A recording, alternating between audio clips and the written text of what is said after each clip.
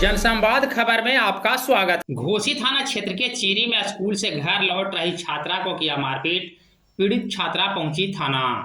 दरअसल मामला घोसी थाना क्षेत्र के चीरी गांव का है, जहां स्कूल से पढ़ाई कर लौट रही छात्रा को गांव के ही कुछ लोगों ने मारपीट कर घायल कर दिया। घायल छात्रा शोभा कुमारी शिकायत को लेकर घोसी थाना पहुंची है, जहां मामले की लिखित शिकायत पुलिस को दी गई है। दरअसल छात्रा भारती उच्च विद्यालय से पढ़ाई कर अपना गांव लौट रही थी। इसी दौरान गांव के समीप कुछ लोगों ने मारपीट कर दी। कहाँ आई हो, क्या हुआ है तुम्हारे साथ?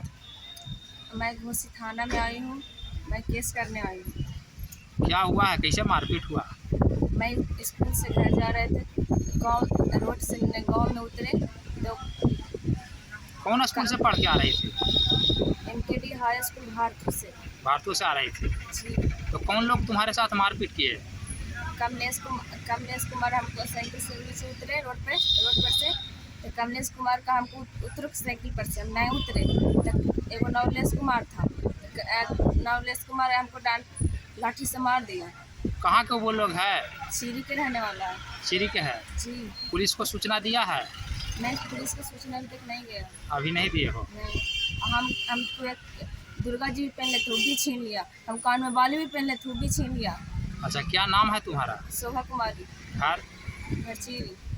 ठीक।